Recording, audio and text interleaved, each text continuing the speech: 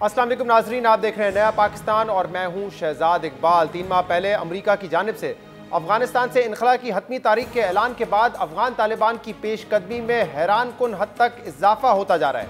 रवां साल अप्रैल से पहले तक सिर्फ 50 के करीब अजला अफगान तालिबान के जेर असर थे, मगर पिछले 3 माह के अंदर तालिबान ने मजीद 90 अजला का कंट्रोल भी संभाल लिया है। और जिस तेजी से अफगान तालिबान मुख्तलिफ अजला का कंट्रोल संभाल रहे हैं, इतनी ही तेजी से अफगानिस्तान में खाना जंगी के खतरात में भी इजाफा होता जा रहा है। और इस बिगड़ती सूरत हाल के पेश नज़र अफगान सदर अशरफ गनी और चेयरमैन अब्दुल्ला ने कल व्हाइट हाउस में अमरीकी सदर जो बाइडन से एक अहम मुलाकात की, जिसमें अमरीकी सदर ने इनखला के बाद अफगानिस्तान की फौजी, सियासी और माशी सपोर्ट जारी रखने का ऐलान किया है। जो बाइडन ने फरीकैन पर जोर दिया है कि अफगानिस्तान में गैर जरूरी तशद्दुद को खत्म होना होगा, वरना हालात बहुत बिगड़ सकते हैं। The partnership between Afghanistan and the United States is not ending. It's going to be sustained, and our troops may be leaving, but support for Afghanistan is not ending in terms of support and maintenance of helping maintain their military as well as economic and political support. And Afghans are going to have to decide their future, what they want. And the senseless violence that has to stop, but it's going to be very difficult. But we're going to stick with you. अमरीकी सदर जो Biden ने अफगानिस्तान सदर को यकीन दिलाया है कि बेशक अफगानिस्तान से अमरीकी फौज वापस जा रही है, मगर अमरीका और अफगानिस्तान की शराकत दारी खत्म नहीं होगी। इसी हवाले से अमरीकी सदर ने कांग्रेस से अफगानिस्तान की फौजी इमदाद के लिए तकरीबन $3.5 अरब की मंजूरी देने की अपील भी की है। अमरीका और अफगान सदर के दरमियान इस मुलाकात को बहुत अहमियत से देखा जा रहा था, क्योंकि अमरीकी इंटेलिजेंस और सियासी हलकों से लेकर अफगान हुकूमत और अफवाज तक सबको यह खदशा है कि अमरीका के इनखला के बाद तालिबान की पेशकदमी में मजीद तेजी आ सकती है। अहम बात यह है कि इस मुलाकात के बाद अफगान सदर अशरफ गनी से पूछा गया था कि आप ये चाहते हैं कि अमरीका अफगानिस्तान से इनखला में मजीद ताखीर करे, तो अफगान सदर ने जवाब दिया कि मैं ये तो नहीं कह सकता क्योंकि अमरीकी सदर ने फैसला कर लिया है, मगर ये बात दुरुस्त है कि अब हमें इस फैसले के असरात को मैनेज करने के लिए तैयारी करना होगी। इसी से मुतल्लिक अब एक अहम खबर भी सामने आ रही है कि अमरीकी अफवाज के अफगानिस्तान से वापसी अगले 2-3 हफ्ते में मुकम्मल हो जाएगी, मगर इनखला के बाद भी सिफारतकारों की हिफाजत के लिए अफगानिस्तान में तकरीबन 650 अमरीकी फौजी मौजूद रहेंगे। एसोसिएटेड प्रेस की इस खबर के पर अफगान तालिबान ने शदीद रद्द-ए-अमल देते हुए कहा है कि अगर सितंबर के बाद एक भी अमरीकी फौजी अफगानिस्तान में रहा तो ये दोहा मुआहदे की खिलाफ वर्जी होगी। अगले 2 माह में अफगानिस्तान की क्या सूरत हाल होगी, तालिबान और अफगान हुकूमत के दरमियान तशद्दुद कम करने के लिए क्या कोई डील हो सकती है या नहीं, और अगर अमरीकी इनखला के बाद तालिबान ने हुकूमत कायम करने की कोशिश की तो अमरीका का रद्द-ए-अमल क्या होगा। इस हवाले से अगले 2 माह बहुत अहम है। पाकिस्तान तो अफगानिस्तान में खाना जंगी शुरू होने के खदशात का मुसलसल इजहार करता रहा है और वज़ीर आज़म इमरान खान अपने आर्टिकल्स में, इंटरव्यूज़ में मुसलसल पाकिस्तान का जो मौक़िफ़ है, पाकिस्तान के जो तहफ़्फ़ुज़ात हैं, उनको सामने भी रख रहे हैं कि अगर अफगानिस्तान से गैर ज़िम्मेदाराना इनखला हुआ तो सूरत हाल खाना जंगी की तरफ चले जाएगी। और अब अमरीकी सियासी और इंटेलिजेंस हलकों ने भी अमरीकी इनखला के बाद 6 माह बाद अफगान हुकूमत के खात्मे का खदशे का इजहार कर दिया है। वॉल स्ट्रीट जर्नल की खबर के मुताबिक मुख्तलिफ इंटेलिजेंस हलकों ने इस खदशे का इजहार किया है कि अफगानिस्तान हुकूमत 3 से 6 माह के अंदर गिर सकती है, क्योंकि अफगान अफवाज तालिबान से लड़ने की सलाहियत ही नहीं रखती। अहम बात यह भी है कि पिछले 15 से 20 सालों में अमरीका अफगान फौज को खड़ा करने में तकरीबन $80 अरब से ज्यादा की रकम खर्च कर चुका है, मगर अभी भी इस बात का खदशा है कि अफगान फौज तालिबान का मुकाबला करने की अहल नहीं है, जिसका इजहार न्यूयॉर्क टाइम्स, वॉशिंगटन पोस्ट समेत दीगर अखबारात अपनी रिपोर्ट्स में करते रहे। ब्राउन यूनिवर्सिटी की तहकीक के मुताबिक 2001 से लेकर 2019 तक 64,000 से ज्यादा अफगान फौजी और पुलिस एहलकार इस जंग में मारे गए। और जब से अमरीकी इनखला का ऐलान हुआ है उसके बाद से तालिबान के हमलों में मजीद इजाफा होता गया है। और अब अफगान फौजी अफसरान खुद इस बात का एतराफ़ कर रहे हैं कि अगर माजी की तरह अफगान अफवाज की मदद जारी नहीं रखी गई तो काबुल का दिफा करना बहुत मुश्किल हो जाएगा। अमरीकी इनखला के ऐलान के बाद से अफगानिस्तान फोर्सेस के मोराल को शदीद धचका पहुंचा है, जबकि इनकी सलाहियत पर पहले ही सवालात उठाए जा रहे थे। ये बात इसलिए भी तशवीशनाक है क्योंकि पिछले 1 हफ्ते के दौरान कंदाहार, हलमन, गजनी, बगलान और कुंदूज समेत दीगर सूबों में अफगान फोर्सेस के तालिबान के आगे हथियार डालने की वीडियोस भी अब सामने आ रही हैं, जिसके बाद अफगान के शुमाल में मुख्तलिफ नस्ली ग्रोहों और मिलिशियाज ने अफगान हुकूमती फोर्सेस के साथ मिलकर अपने दिफा के लिए जंग की तैयारियां तेज कर दी हैं, जिसकी वजह से अफगानिस्तान में एक बार फिर खाना जंगी का खतरा सर पर मंडलाने लगा है।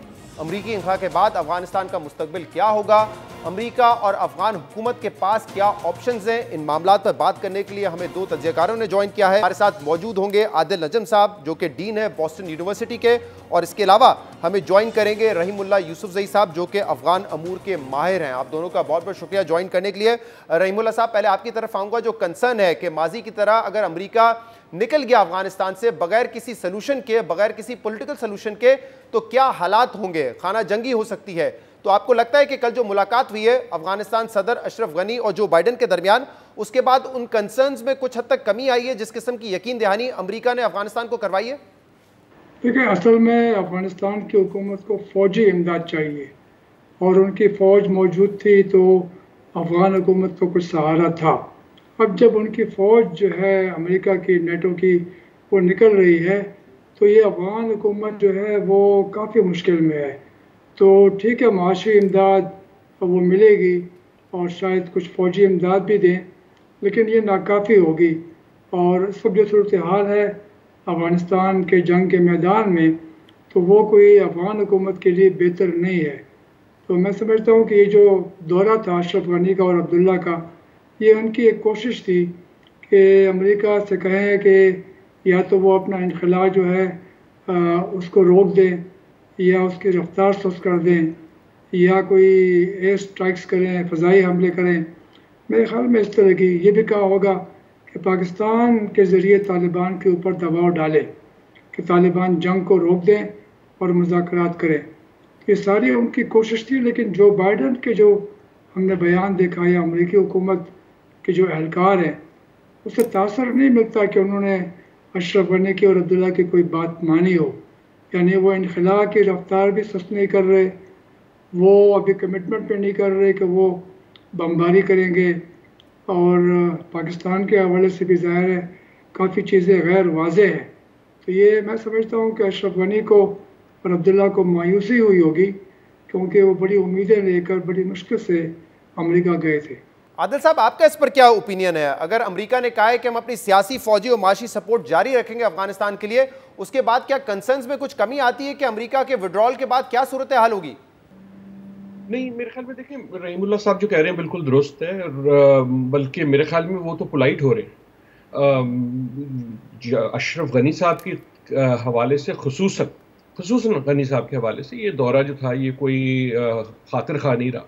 जो बाइडन साहब ने क्या कहा? जो बाइडन साहब ने कहा कि जी हम तो निकल रहे, जो मर्जी कर लो, हम जा रहे, और हम अगले 2 हफ्ते में जा रहे, और साथ तकरीबन 20,000 वो अफगानी जो अमेरिका के साथ जिन्होंने काम किया है वो भी जा रहे हैं, जिसका मतलब है वो ये समझते हैं कि हालात जो होंगे ऐसे होंगे कि उनकी अपनी जान खतरे में होगी, या जो भी हुकूमत आएगी, जो भी डिस्पेंसेशन आएगी वो उनके लिए अच्छी नहीं होगी। लेकिन आखिर में उन्होंने ये कहा, और ये सबसे अहम बात है, कि जी हम अफगानिस्तान की मदद करते रहेंगे, लेकिन फैसला अफगानिस्तान ने करना है। उन्होंने ये नहीं कहा कि हम अफगानिस्तान काबुल की गवर्नमेंट की मदद करते रहेंगे। सो इन अ वे ये एक क्लियर मैसेज है बाइडन साहब की तरफ से कि जनाब वी आर लीविंग। तो आदिल साहब, इस वक्त अमेरिका क्या सोच रहा है? अमेरिका का इंटरेस्ट क्या है कि अफगानिस्तान में दोबारा दहशतगर्द तंजीमें जन्म ना लें अलकायदा की तरह, जिससे अमेरिका को खतरा हो सकता है, या अमेरिका इस हवाले से भी कंसर्न है कि अफगानिस्तान में तालिबान आके कैप्चर ना कर ले, मुकम्मल कब्जा ना कर ले अफगानिस्तान पर और हुकूमत ना कायम कर ले? यार सच्ची बात ये है, आई विल बी इंटरेस्टेड कि रहीमुल्लाह साहब क्या कहते हैं। मेरे ख्याल में अमेरिका ये दोनों बातें नहीं सोच रहा। अमेरिका इस वक्त अपनी सियासत के बारे में सोच रहा है। आज सुबह की जब मैंने खबरें सुनी थी उसमें इस मुलाकात का जिक्र ही नहीं थी। अमेरिका इस वक्त इस मसले पे सोच ही नहीं रहा है। अमेरिका इस वक्त मेरे ख्याल में उस हालत में है जो सोवियत यूनियन था जब वो निकल रहा था, कि यार इससे निकलो और इसके बाद जो होता है वो छोड़ दो। यकीनन ऐसा नहीं है कि कोई नहीं सोच रहा, लेकिन in general there is a sense कि हमें इधर से निकलना है। और मुझे तो कई बार ये लगता है कि दे आर रिजाइंड। उन्होंने एक तरह से समझ लिया है कि यार ये ऐन मुमकिन है, और बल्कि ना सिर्फ मुमकिन है, लाइकली है कि जो भी फाइनल डिस्पेंसेशन होगी वो तालिबान डोमिनेटेड होगी। अच्छा रहीमुल्लाह साहब, क्या आपको क्या लगता है कि अमेरिका की सोच क्या है, अमेरिका का इंटरेस्ट क्या है कि दहशतगर्द तंजीमें दोबारा जन्म ना लें ताकि अमेरिका की सरहदें महफूज रहें, या ये भी कंसर्न है कि तालिबान हुकूमत ना कायम कर लें? देखिए, अमेरिका चाहता है कि अफ़गानिस्तान की सरजमीन फिर से उसके ख़िलाफ़ इस्तेमाल ना हो, और यही जो एग्रीमेंट तालिबान से किया पिछले साल, उसका बुनियादी यही नुक्ता है कि हम इनखला करेंगे लेकिन तालिबान जो हैं ये इंश्योर करेंगे कि हमारे ख़िलाफ़ अफ़गानिस्तान की सरजमीन इस्तेमाल ना हो।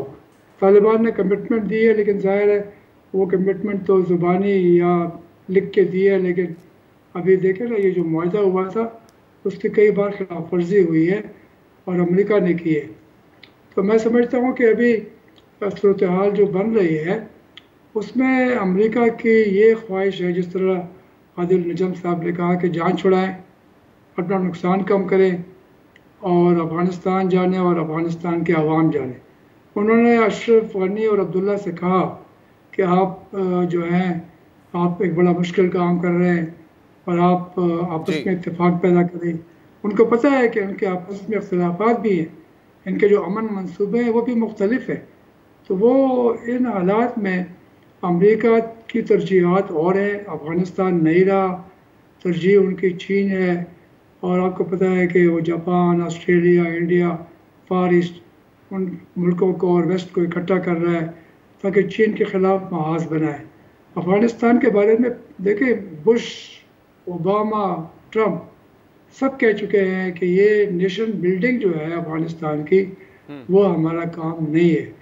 और जो बाइडन ने कहा था इंतखाबी कैंपेन में कि अगर हम निकल गए, तालिबान ने कब्ज़ा कर लिया, तो ये मेरी ज़िम्मेदारी नहीं है, मेरा काम अमेरिका का दिफा करना है।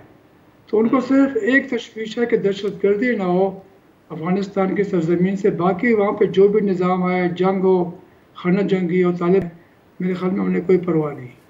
सही। रहीमुल्लाह साहब, ये बताइएगा कि अफ़गानिस्तान हुकूमत और अफ़गानिस्तान फोर्सेस किस हद तक मुकाबला कर सकते हैं, क्योंकि जब से इनखला का ऐलान हुआ है तालिबान जो है वो मुख्तलिफ अजला पे कब्ज़ा भी कर रहे हैं, लड़ भी रहे हैं लोग वहाँ पे, अफ़गानिस्तान फोर्सेस सरेंडर भी कर रही हैं। तो ये जो तज्जिया इस वक्त अमरीकी अखबारात में है या थिंक टैंक्स कर रहे हैं, या इवन हिलरी क्लिंटन ने जो किया है कि 6 महीने के बाद, इनखला के 6 महीने बाद पूरा टेक ओवर कर लेगा तालिबान, क्या ऐसा ही होता हुआ आपको नज़र आ रहा है? देखिए, एक तो आपने जिक्र किया हिलरी क्लिंटन का, जो उनके इंटेलिजेंस के इदारे हैं, उनकी जो हालिया रिपोर्ट आई है, पहले वो कह रहे थे कि शायद 2 साल तक अशरफ गनी की हुकूमत बरकरार रहेगी, अभी वो कह रहे हैं कि 6 महीने शायद ये गुजार सके। तो उनकी राय तब्दील हुई है। जो हालिया फ़ौजी कामयाबियाँ तालिबान को मिली है, ख़ास तौर पे जो अफ़गान फ़ौजी हथियार डाल रहे हैं, और आप देखें 3000 कमांडो ने हथियार डाले फरियाब के सूबे में, ये उनकी एलीट फोर्स है और वो भी हथियार डाल रही है। तो इसका मतलब ये है कि मेरे ख्याल में अफ़गान फ़ौज जो है उसमें हौसले की कमी है। शहरों में शायद वो मुकाबला करेंगे, लेकिन तालिबान फ़िलहाल किसी शहर के ऊपर हमला नहीं कर रहे, हालांकि कई शहर उनके मुहासरे में जी, क्योंकि फिर शहर के ऊपर कब्ज़ा करना, वहाँ का निज़ाम चलाना बड़ा मुश्किल होता है। तो अभी तो ये है कि तालिबान का पल्ला भारी हो गया है। आदिल साहब, वज़ीर आज़म इमरान खान भी बार बार तशवीश का इजहार कर रहे हैं कि अगर पीसफुल सेटलमेंट नहीं हुआ, कोई पॉलिटिकल सोल्यूशन नहीं निकला, तो खाना जंगी अफगानिस्तान में तो होगी, लेकिन पाकिस्तान पर भी उसके बहुत असरात आएंगे और हम अफोर्ड नहीं कर सकते कि दोबारा रेफ्यूजीज़ पाकिस्तान में आए, इन्फ्लक्स हो, और अगर हमें बॉर्डर भी सील करना पड़ा तो हम उस हद तक भी आगे चले जाएंगे। अब आपको लगता है कि कोई गुंजाइश रह गई है कि पीसफुल सेटलमेंट हो, कोई पॉलिटिकल सोल्यूशन हो, या अब वज़ीर आज़म जब भी बार बार इस हवाले से बात करते तो सिर्फ दुनिया को खबरदार कर रहे हैं कि आइंदा उंगली हम पे नहीं उठाइएगा? जी बिल्कुल, मेरे ख्याल में खबरदार कर रहे हैं और करता रहना चाहिए है। देखिए, आपने खाना जंगी की बात की, खाना जंगी ऐसा नहीं है कि होगी, खाना जंगी तो है। ये जो इस वक्त सूरत हाल जो रहीमुल्लाह साहब जिक्र कर रहे हैं, इसको आप और क्या कहेंगे? ये दोस्ती तो नहीं है, ये तो खाना जंगी है, बल्कि जंगी है। और एक तरह से आप कुव्वत से जो है एक नई निज़ाम का फैसला कर रहे हैं। अब वो निज़ाम क्या एक पार्टी का होगा या दूसरी का होगा, या दोनों का मिल के कोई ऐसी खिचड़ी होगी कि उसमें कोई पावर शेयरिंग होगी? पाकिस्तान जो है उस पर मलबा पड़ना ही पड़ना है, ना सिर्फ उस पर टेररिज्म के हवाले से पड़ सकता है, लेकिन जो दुनिया है, जैसे हमने पहले भी कई बार बात की, उसकी उंगली हमेशा आपकी तरफ आएगी। और मेरे ख्याल में वज़ीर आज़म साहब सही कर रहे हैं। 2 किस्म की चीज़ें हैं जिसकी पाकिस्तान से डिमांड की जाएगी। या तो कहा जा रहा था जैसे बेसिस की जब बात होती कि यार तुम चौकीदार बन जाओ, हम जा रहे हैं, पीछे ख्याल रखना। पाकिस्तान उस पर अभी तक जो है वो कह चुका है जनाब हम नहीं करना चाहते। दूसरा एक वो हो सकता है कि यार तुम डाकिए बन जाओ। जब पहले तालिबान की हुकूमत थी तो हम तो उनसे बात नहीं करेंगे, लेकिन हमें कई बार कॉन्ट्रैक्ट चाहिए होगा, तो तुम हमारे डाकिए बन जाओ, खुसूसन तालिबान से। मेरे ख्याल में पाकिस्तान को उस रोल से भी दूर रहना चाहिए, क्योंकि ऐसा नहीं है कि पाकिस्तान के कंट्रोल में है या कोई इन्फ्लुएंस में है तालिबान। एक आखिरी अगर गुजारिश करें कि हम क्या कर सकते हैं, मेरे ख्याल में मैसेजिंग इस वक्त ज़रूरी है। ये जो बारी बारी कहना है, ज़ोर से कहना है, हर फोरम पे कहना है, इसकी अहमियत है। आई विश कि हमारी सियासत जो है थोड़ी सी कम बिफरी भी होती, तो आई वुड हैव लाइक के पार्लियामेंट में तमाम पार्टीज जो हैं वो कोई इस किस्म की रेजोल्यूशन लाएं कि पाकिस्तान फ्यूचर में अफगानिस्तान से क्या चाहता है या क्या नहीं चाहता, कि हम अफगानिस्तान के दोस्त हैं लेकिन हम इसमें हिस्सेदार नहीं हैं, हम इसमें पार्टी नहीं हैं, हम किसी एक साइड की तरफ नहीं है। जिस किस्म की करारदाद फॉर एग्जांपल यमन के बारे में आई थी, उससे होता ये है कि जब बाद में प्रेशर पड़ता है तो आपके पास एक जवाब होता है कि यार ये सिर्फ मैं इस प्रेशर को रेजिस्ट नहीं कर रहा। कौमी सतह पे हमने देखा है कि जो अपोजिशन के कुछ लीडर्स हैं उन्होंने फर्दन तौर पे तो इस किस्म की बात की है, क्योंकि अफगानिस्तान पे मेरे ख्याल में पॉलिसी जो है वो यकजा है, और वो पॉलिसी बेसिकली पॉलिसी यकजा हो या ना हो, ये यकजा है कि हमने जो सबक सीखे हैं वो बड़े खौफनाक हैं और हमें उससे वापस नहीं जाना। सही है। रहीमुल्लाह साहब, कल वजीर आजम का जो इंटरव्यू था न्यूयॉर्क टाइम्स को, उसमें उन्होंने कहा कि देखिए पाकिस्तान के पास जितना लेवरेज था तालिबान के ऊपर हम वो इस्तेमाल कर चुके हैं, मजीद हम कुछ नहीं कर सकते। तो आपको लगता है कि वाकई ऐसा है? और दूसरा कि क्या कोई अब टाइम इतना है, कोई आसरा है कि कोई पॉलिटिकल सोल्यूशन निकलेगा? क्योंकि जिस तेज़ी से अफगान तालिबान आगे बढ़ रहे हैं, उनको पता है अमेरिका ने निकल जाना है, तो अब पॉलिटिकल सोल्यूशन बिल्कुल उसकी कोई गुंजाइश नहीं नजर आ रही। देखिए, वज़ीर आज़म ने एक बात की है जो शायद उनको नहीं करनी चाहिए थी, कि इनखला से पहले हम तालिबान को कंट्रोल कर रहे थे। यानी ये कंट्रोल का लफ्ज़ जो है ये मुनासिब नहीं है, और पाकिस्तान कंट्रोल नहीं कर रहा था और न कंट्रोल कर सकता है। तो ज़रा मोहतात तो रवैया चाहिए। और अभी ये है कि इनखला के बाद ज़ाहिर है तालिबान को जो फ़ौजी कामयाबी मिल रही है, तो वो तो आपकी बात बिल्कुल पहले भी नहीं मान रहे थे, अभी तो और भी नहीं मानेंगे। तो ये पाकिस्तान के लिए बड़ी एक मुश्किल सूरत हाल है। पाकिस्तान की जो अमन की ख्वाहिश थी, कोशिश थी, वो कामयाब नहीं हुई। और सिर्फ पाकिस्तान नहीं बल्कि बाकी लोगों ने भी बड़ी कोशिशें की। आप देखें कि 10 महीने हो गए जो मुज़ाकरात बैनुल अक़वाम हो रहे थे कतर में, उसमें कोई ख़ास पेशरफ नहीं हुई। सही। तो अब तो सूरत हाल ये है कि सारी तवज्जो जंग के मैदान के ऊपर है। सियासी हल निकालने की बातें जो हैं वो पस मंज़र में चली गई हैं, और इसीलिए पाकिस्तान का रोल भी कम हो गया है। बहुत बहुत शुक्रिया रहीमुल्लाह साहब। और आदिल जब हमें ज्वाइन किया था, पूरी दुनिया का और ख़ास तौर पे इस खित्ते का कंसर्न है कि जब अमरीकी फोर्सेस का इनखला होता है तो उसके बाद अफगानिस्तान में सूरत हाल क्या होगी, जो तशद्दुद है इस वक्त अफगान फोर्सेस और तालिबान के दरमियान, उसमें कैसे कमी लाई जा सकती है। पाकिस्तान का भी कंसर्न है कि सिविल वॉर होगी तो उसके असरात पाकिस्तान पर भी आएंगे, इसको कैसे मैनेज किया जा सकता है। प्रोग्राम में शामिल करते हैं एक ब्रेक, इसके बाद मजीद बात करेंगे। स्टे विद अस।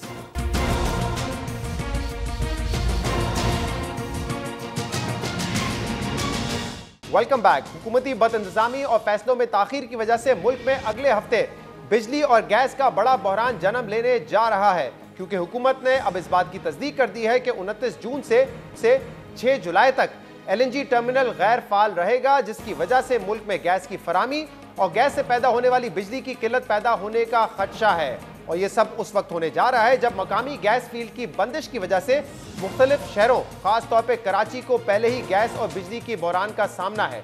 वफाकी वजीर तवानाई हमाद अजहर ने आज इस हवाले से प्रेस कॉन्फ्रेंस में बताया है कि LNG का फ्लोटिंग स्टोरेज रीगैसिफिकेशन यूनिट मुरम्मत के लिए बंद रहेगा, जिसकी वजह से 2 रोज के लिए 600 MMCFD गैस सिस्टम से बाहर चली जाएगी। मगर हमाद अजहर ने दावा किया है कि हुकूमत मुतबादिल बंदोबस्त करके घरेलू सार्फिन और सनत को गैस फराम करने की पूरी कोशिश करेगी ताकि बहरान से बचा जा सके।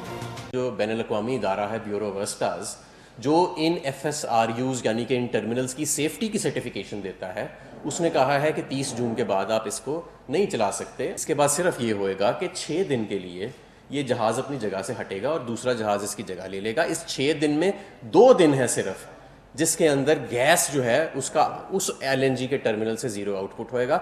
बाकी 4 दिन जो हैं उसके अंदर रैंप अप चल रहा होता है, यानी किसी दिन आपको 100 मिल रही है, दूसरे दिन 200 मिल रही है। इस दौरान हम मुतबादिल बंदोबस्त कर रहे हैं। वफाकी वजीर हमाद अजहर यकीन दिला रहे थे कि टर्मिनल गैर फाल होने की वजह से 6 रोज में से सिर्फ 2 रोज ऐसे होंगे जिसमें गैस की सप्लाई बिल्कुल मुअत्तल होगी, जबकि 4 रोज के दौरान गैस की फराहमी कुछ हद तक शुरू हो जाएगी। इसके अलावा हमाद अजहर ने यह भी बताया है कि सिंध में इस वक्त जो गैस का बहरान है, इसकी वजह मकामी गैस फील्ड की बंदिश है और इसका LNG टर्मिनल के ड्राई डॉकिंग से कोई ताल्लुक नहीं है। हमाद अजहर ने यह भी कहा है कि एंग्रो का टर्मिनल 1 साल पहले ड्राई डॉकिंग की वाज़ेह तारीख दे देता तो ये बहरान खड़ा नहीं होता। अब इसमें क्या चीज़ मुख्तलिफ हो सकती थी, जो हमारी ख्वाहिश थी वो ये थी कि जो एंग्रो का टर्मिनल है या एक्सेलरेट कंपनी है, वो हमें 1 साल पहले कम से कम फर्म डेट देती कि ये चीज़ दिए जाए। SSGC का कहना है कि जून के पहले हफ्ते में हमें ये बताया गया, उस कंपनी का ये कहना है कि हमने मार्च के अंदर इनको ये बताया, लेकिन बहरहाल दोनों डेट्स जो थी वो बहुत शॉर्ट नोटिस पे थी।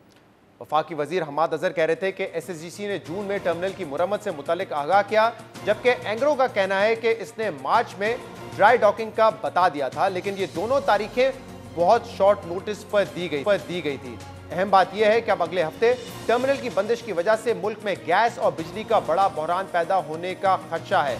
इस बदइंतजामी का जिम्मेदार कौन है, इन मामलात पर बात करने के लिए हमारे साथ मौजूद हैं वजीर हमाद अजहर। हमारे साहब बहुत बहुत शुक्रिया, आपने हमें ज्वाइन किया। आपने आज बताया कि अगर 1 साल पहले बता दिया जाता तो मामलात बेहतर थे। हमारी ये ख्वाहिश थी कि पहले पता चल जाए। इस पर अब हम लीगल ऑप्शंस ही अपने देख रहे हैं। तो क्या वाकई हालात बेहतर होते या अभी भी हो सकते थे और मिस मैनेजमेंट की वजह से और फैसले वक्त पे ना करने की वजह से ये इशू खड़ा हुआ है? देखें, साल पहले अगर हमें पता लग जाता तो सिर्फ हम ये कर सकते थे कि हम 1 आधा महीना इस ड्राई डॉकिंग को पहले ले जा सकते थे, जब हमारा पीक सीज़न नहीं होता बिजली का, इतनी गर्मी नहीं होती। लेकिन ये बात तो तय है कि अगर हमें साल पहले भी पता लग जाता तो ड्राई डॉकिंग तो करनी थी, क्योंकि दुनिया में कोई ऐसा FSRU नहीं है जो 24 घंटे चलता है और 15 साल में उसको 2 दफ़ा ड्राई डॉक नहीं करना पड़ता। तो ड्राई डॉकिंग तो करनी थी, लेकिन फ़र्क सिर्फ 1 माह का पड़ना था, जिस दौरान हम इसको थोड़ा ऑफ पीक सीज़न में बिजली के ले जाते, और वो एक ऐसा महीना होता है मई का कि जिसमें गैस का भी ऑफ पीक सीज़न होता है। लेकिन आपने ये कहा कि SSG कहता है कि हमें जून में बताया गया था, एंग्रो कंपनी कहती है कि हमने मार्च में बता दिया था। तो क्या ये बात दुरुस्त नहीं कि मार्च में पता चल गया था? बहरहाल SSGC क्योंकि उनका कस्टमर है और उनका कॉन्ट्रैक्ट हुकूमत पाकिस्तान के साथ नहीं है, SSGC के साथ है, तो उन्होंने तो यही मेंटेन वो कर रहे हैं कि हमने खत लिखे, जवाब वहाँ से नहीं आया। हाँ, और उन्होंने कहा जी जून के पहले हफ्ते में हमें बताया गया। मैं आपको बताऊं कि क्योंकि अगर ये मार्च में भी इन्होंने बताया था तो that was also too late, क्योंकि बाय द टाइम इन्होंने कतर से शिप अरेंज की, कतर का ड्राई डॉक अरेंज किया, वहाँ टेक्नीशियंस अरेंज किए, तो उसमें 1-2 महीने तो लग जाते हैं, तो डेट तो फिर भी वहीं फॉल कर जाती है। लेकिन अगर ये मामलात 2019 से चल रहे थे, उन्होंने बता दिया था कि ड्राई डॉक करना पड़ेगा और फिर कोविड की वजह से नहीं हो सका, कुछ और इश्यूज भी सामने आ गए, तो ये हुकूमत को पहले ही उनको इन्फॉर्म कर देना चाहिए था ना कि आप जब भी करेंगे आप ऑफ पीक सीजन में करेंगे, आप समर्स में नहीं करेंगे, विंटर्स में नहीं करेंगे, जहां गैस की डिमांड बहुत ज्यादा होती है। अंडरस्टैंडिंग तो यही थी कि ये जब भी होएगा, और 15 साल में पहली मरतबा ये जब भी होएगा तो 1 साल पहले का नोटिस दिया जाएगा, ये अंडरस्टैंडिंग थी। तो ये अंडरस्टैंडिंग थी, ये अंडरस्टैंडिंग बिल्कुल ये एग्जैक्ट डेट बताई जाएगी, क्योंकि ये उसके अंदर लिखा हुआ है ना, एग्जैक्ट डेट बताई जाएगी 1 जुलाई को उस साल के फाइनेंशियल ईयर के जिसमें आपने वो करना है। लेकिन वो ऐसे नहीं हो सका, क्योंकि उसकी वजह ये थी कि एंग्रो जो है, जिस दिन उनकी सर्टिफिकेशन एक्सपायर हो रही थी वो 30 जून थी, और एक्सेलरेट कंपनी ने बड़ी कोशिश की कि इसको आगे मज़ीद 6 महीने की एक्सटेंशन मिले, लेकिन जो फ्रेंच कंपनी है उन्होंने सर्टिफिकेट देने से इनकार कर दिया। तो आपके ख्याल में इसमें कहीं मिसमैनेजमेंट नहीं है, फैसला साजी में ताख़ीर कहीं नहीं है? देखें, हमारी तरफ से तो ये ड्राई डॉकिंग होनी ही होनी थी, इसको तो कोई नहीं रोक सकता था। आप 1 महीना आगे कर दें या 1 महीना बाद में कर लें, ये ज़रूर मिसमैनेजमेंट है कि एंग्रो के को हमें पहले बताना चाहिए था, और उनको पहले ही एक फर्म डेट तय कर लेनी चाहिए थी, ना कि इस उम्मीद पे रहते कि इस मरतबा भी हमें 6 महीने की एक्सटेंशन मिल जाएगी। हमारे साहब, लेकिन 2 दिन पहले असद उमर साहब ने क्या कहा था एक प्रोग्राम में, मैं आपको सुनाना चाहता हूँ, क्योंकि वो ये कह रहे थे कि इसमें कोई शक नहीं है कि जिम्मेदार है, उन्होंने बर वक्त फैसले नहीं किए, इसलिए कमेटी बनाई जा रही है। ये सुन लीजिए, इसके बाद जवाब दूंगा मैं। एक तो इसमें कोई शक नहीं कि जो फैसला साजी जो लोग जिम्मेदार हैं उन्होंने नहीं की, बर वक्त फैसला साजी नहीं हुई, और इसीलिए CCOE की जो पिछली मीटिंग हुई थी उसके अंदर ये भी फैसला किया गया था कि एक आज़म स्वाति साहब की सरबराही में एक कमेटी भी बनाई गई है ताकि इन्वेस्टिगेशन की जाए कि कहाँ पे कमज़ोरी रही है इस फैसला साजी के अंदर। ज़रूर इसमें कोई शक नहीं है कि महकमे के अंदर भी फैसला साजी के अंदर कमजोरी रही है और उसके बाद साथ ही उसके साथ यकजा हो गए। उसके बावजूद एनर्जी मिनिस्टर जो हैं हमाद अजहर, उन्होंने पूरा अपना एक मिटिगेशन प्लान बनाया है और कोशिश वो यही कर रहे हैं कि जितना कम से कम असर हो सके ऑल्टरनेट्स करके, चाहे उसके अंदर खर्चा ज़्यादा हो लेकिन कम से कम इन सनत की और आवाम की ज़रूरत पूरी हो सके। तो हमारे साहब असद उमर तो कह रहे हैं कि जो लोग जिम्मेदार थे, जिन्होंने फैसले करने थे, उन्होंने बर वक्त फैसले नहीं किए और कमेटी बनाने की वजह यही। तो अगर आप कह रहे हैं कि कसूर सारा एंग्रो का है तो फिर कमेटी क्यों बनाई वज़ीर आज़म ने? कमेटी इसीलिए बनाई है कि ये जायज़ा लिया जाए कि जो हमारा कॉन्ट्रैक्ट है जो 1 साल के नोटिस का जिक्र करता है, उस नोटिस को क्यों नहीं फॉलो किया गया। और अगर 3 साल की पिछले साल एक्सटेंशंस 3 मरतबा एक्सटेंशंस दी गई पिछले साल, तो जाहिर है कि एक लेजिटिमेट एक्सपेक्टेशन होनी चाहिए थी SSGC के और एंग्रो के ज़िम्मे कि भाई अब शायद चौथी मिलने के चांसेस कम होंगे, every day is not a Sunday. तो उस हवाले से एंग्रो कंपनी को और SSGC को पहले से को बंदोबस्त करना चाहिए था, ये उनकी राय है। और महकमे के जो अंदर लोग हैं उनकी भी फैसला साजी देखें, इसकी ये तो भी हतमी बात नहीं है, इसीलिए तो इंक्वायरी होनी है। अगर ये हतमी होता कि कोई मिसमैनेजमेंट हुई है तो फिर तो इंक्वायरी की ज़रूरत ही नहीं थी। यही तो डिटर्मिन करना है। और मेरे ख्याल में, क्योंकि मैं पेट्रोलियम मिनिस्ट्री में बैठा हूँ और मेरे उसका एक ज़िली इदारा है SSGC, मेरे ख्याल में कि ये जब मार्च के एंड में, उस वक्त मैं भी एनर्जी मिनिस्टर नहीं था, लेकिन मार्च के एंड में उस वक्त जब ये ख़त मौसूल हुआ है कि भाई ये ड्राई डॉकिंग की मज़ीद एक्सटेंशन नहीं मिल रही, तो उस वक्त आपके पास डेट को आगे पीछे करने का मार्जिन रह नहीं गया था। और अब रेलवे मिनिस्टर जो है वो कमेटी की सरबराही करेंगे और वो देखेंगे कि ये पेट्रोलियम और पावर डिवीजन में क्या मिसअंडरस्टैंडिंग थी या एंग्रो की तरफ से क्या हुआ और फैसले क्यों वक्त। इसके अंदर 4 पार्टीज हैं जी।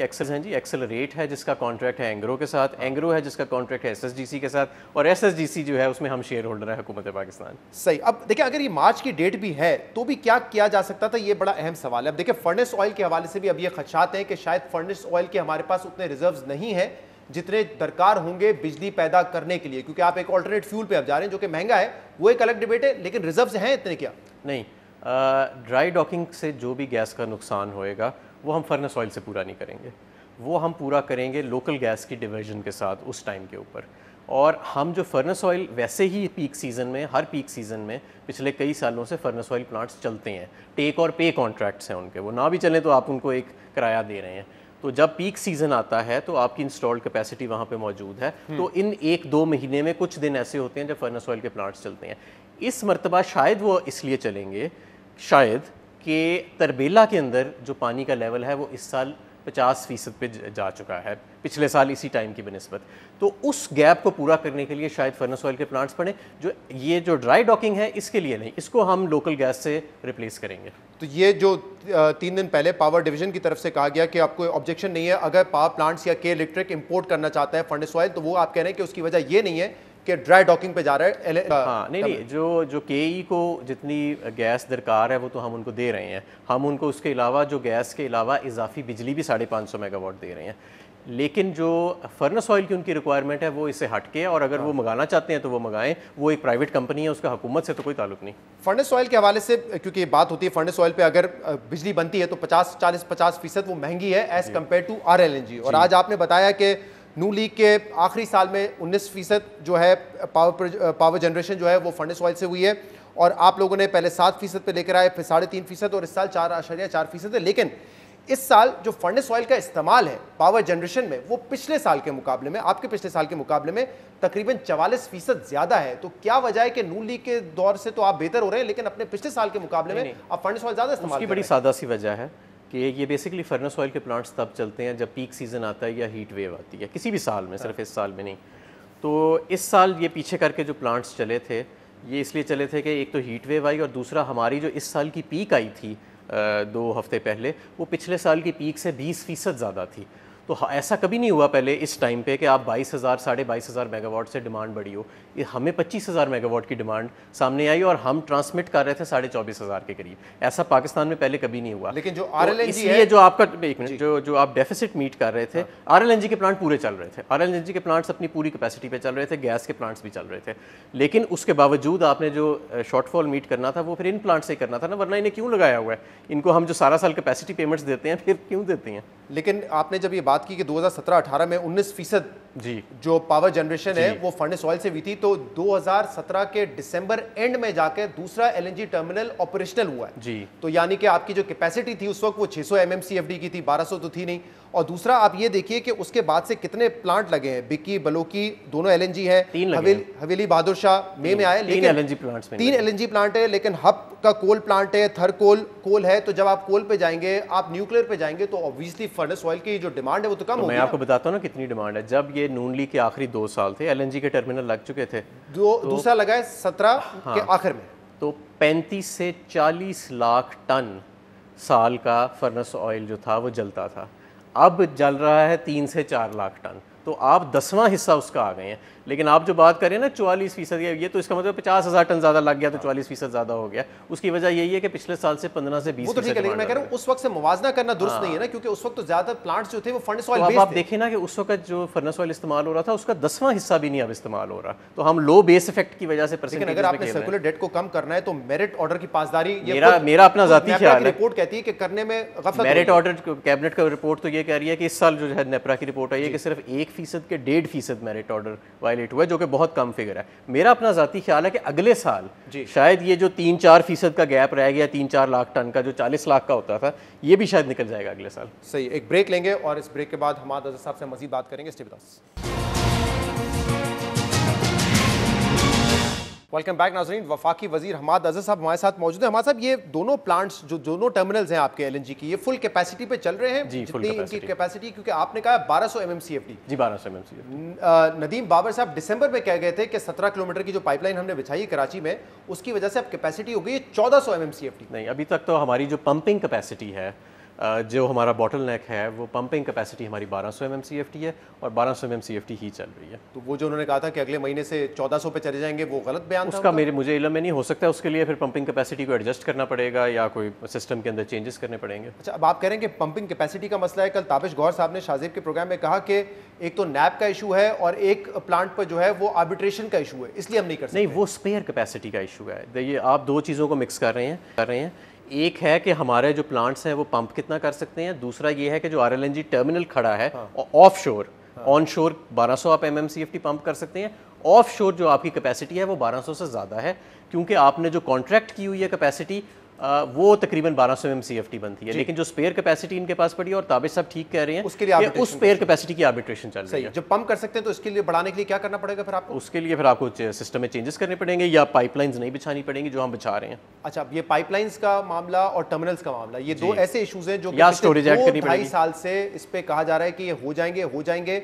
दिसंबर में 2020 में नदीम बाबर साहब ने कहा था हमने लाइसेंसेस दे दिए हैं और तामीरात शुरू हो जाएगी, लेकिन दोनों टर्मिनल पे तामीरी काम शुरू नहीं हुआ है इस पे। लेकिन इसके अंदर बहुत ज़्यादा, क्योंकि माजी में लिटिगेशन रही है और कंट्रोवर्सी रही है, तो एक प्रोसेस है जो आगे चल रहा है। और अली जैदी साहब जो हैं वो उस कमेटी की सरबराही कर रहे हैं जो इन एलएनजी टर्मिनल्स के इश्यूज़, नए एलएनजी टर्मिनल्स की इंस्टॉलेशन के हवाले से हर हफ्ते बैठती है, और उसके अंदर काफ़ी ज़्यादा चीज़ें जो हैं वो ऑलरेडी रिजॉल्व कर भी गई हैं। जो ग्रुप नया ये टर्मिनल लाना चाह रहे हैं, जो प्राइवेट सेक्टर पाकिस्तानी ग्रुप ही है, उनसे भी मेरी जब बात होती है तो अब वो उनको तसल्ली है कि अब हमारी रफ्तार के मुताबिक स्पीड जो है वो जा रही है, और जब बाय द टाइम उनका FSRU तैयार होएगा तो हमारे यहाँ भी तैयारी हो चुकी होगी। लेकिन 2023 तक क्या आप लोग ये 2 टर्मिनल लेकर आ जाएंगे जो कि आप क्लेम कर रहे थे कि टेक एंड पे बेसिस पे होंगे? और दूसरा, क्या ये पाइपलाइन जो चाहिए होगी, क्योंकि अगर हम 1200 से 1400 MMCFD पे नहीं जा सकते तो ये 2 टर्मिनल भी आ जाए तो आगे आप गैस नहीं दे सकते अनलेस एंड अनटिल पाइपलाइन बिछाएंगे। पाइपलाइन हम नॉर्थ साउथ गैस पाइपलाइन का तो ऑलरेडी एग्रीमेंट हो गया है, और इसके अलावा ये जो प्राइवेट टर्मिनल्स आ रहे हैं ये अपने अलहदा भी पाइपलाइंस का बंदोबस्त कर रहे हैं। तो आई एम होपफुल कि ये 2023 तक मसला रिजॉल्व हो, क्योंकि पिछले 2 साल से ये कहा जा रहा है हो जाएंगे, हुए नहीं अब तक। हमारे साहब देखें, असल में प्रॉब्लम ये है फ्रैंकली कि ये जो माजी के अंदर इतना कंट्रोवर्सी गुजरी है, PMLN ने ये जो 2 टर्मिनल्स अवार्ड किए थे आपके सामने हैं, नैब के केसेस बने रहे हैं, SSGC का एक MD जो है वो जेल में रहा है, इसकी वजह से everybody has become very cautious. इस वक्त जो सबसे बड़ा मसला है, मैं आपको बताऊं, वो LNG टर्मिनल का भी नहीं है, वो पाइपलाइन का भी नहीं है, वो स्टोरेज का मसला है। और वो स्टोरेज पे मैं समझता हूँ पहले अंडरग्राउंड स्टोरेज पे काम हो रहा था, अब वो बहुत महंगा है, जो स्टडीज़ आई हैं, अब हम ओवरग्राउंड पे काम करें। नैब ने आपको फ़ायदा पहुंचाया इवेंचुअली या नुकसान पहुंचाया? क्योंकि अगर हर चीज़ पे नैब आप कहते हैं कि रुकावट बन गई है, PHDP खर्च नहीं होता, असद उमर साहब कहते हैं नैब की रुकावट है, बिजनेसमैन परेशान है, तो नैब ने फ़ायदा पहुंचाया, नुकसान क्या है उस हुकूमत के लिए? देखें, दोनों तरफ इसका रुख है, ये तो तारीख फैसला करेगी, लेकिन मैं समझता हूँ कि करप्शन ने पाकिस्तान, नैब से ज़्यादा करप्शन ने पाकिस्तान को नुकसान पहुँचाया। नैब से ज़्यादा करप्शन ने पाकिस्तान को। अच्छा, लेकिन ये पिछले साल तक नदीम बाबर साहब ये कहते थे कि देखें हमारे पास आइडल कैपेसिटी पड़ी होती है, 6 हफ्ते ऐसे होते हैं विंटर्स में पीक के जब एलएनजी की ज़रूरत होती है, वरना क्या करें हम आरएलएनजी का। लेकिन अब तो आपने देख लिया ना कि समझ में भी ज़रूरत है आरएलएनजी की। समझ में भी आप खुद कह रहे हैं कि पिछले कई महीनों से हम तो मैक्सिमम जो है कैपेसिटी पर रन कर रहे हैं। आरएलएनजी पाकिस्तान की ज़रूरत है और इसकी हमें ज़रूरत है, इस पर तो कोई दो राय है ही नहीं। और इस पर भी तो कोई दो राय नहीं है कि हमें स्टोरेज भी चाहिए, इस पर भी कोई दो राय नहीं है कि हमें एक और FSRU चाहिए। हमारी जो इल्तिजा है और बड़ी आजिज़ाना सी है वो ये कि सिर्फ LNG नहीं, सस्ती LNG चाहिए, नंबर 1। नंबर 2, हमें जो लॉन्ग टर्म कॉन्ट्रैक्ट्स की मैं बात कर रहा हूँ, बाकी स्पॉट पे तो जो रेट हो आपको लेना पड़ता है। नंबर 2, हमारी ये इल्तिजा है कि भाई आपका जो एनर्जी मिक्स है वो उसका एक बहुत बड़ा हिस्सा इंपोर्टेड फ्यूल पे नहीं होना चाहिए, उसका बड़ा हिस्सा लोकल फ्यूल पे होना चाहिए, फिर आपको ये लॉजिस्टिकल प्रॉब्लम्स नहीं आते। जो LNG वाला इशू है, आप कह रहे हैं कि रिक्वायरमेंट है लेकिन सस्ती हो। अब आपने कहा कि हमने 500 अरब रुपए बचाए हैं इसमें, और लेकिन जब भी मुआवजा करेंगे तो आप वो ये करेंगे ना कि उस वक्त जब ये कॉन्ट्रैक्ट हुआ 13.37% पे कतर से, तो उस वक्त दूसरे ममालिक क्या कॉन्ट्रैक्ट कर रहे थे, और अगर आज तहरीक इंसाफ की हुकूमत ने 10.4% पे मुआहदा किया है तो आज दूसरे ममालिक क्या कर रहे हैं। जब उन्होंने किया तो ब्लूमबर्ग की रिपोर्ट आई कि $600 मिलियन बचाए हैं पाकिस्तान ने। आज आपने क्या है तो आप कह रहे हैं कि 500 अरब रुपए हमने उनके रेट से बचाए। नहीं, जिस वक्त उन्होंने मुआहदा किया था 13.7 का, तो उस वक्त सस्ते मुआहदे भी हो रहे थे दुनिया अभी के तक नैब साबित नहीं कर सका और हमारे वो नैब का काम है। और हमारा जो मुआहदा हुआ है उससे सस्ता मेरे ख्याल में तो कोई मुआहदा नहीं हुआ, और उनके मुकाबले में जो हमारा मुआहदा हुआ है, क्योंकि ये लॉन्ग टर्म मुआहदे जो होते हैं ना, ये शॉर्ट टर्म मार्केट से ज़रा हट के होते हैं, ये लॉन्ग टर्म सप्लाई और डिमांड की बेसिस पे होते हैं।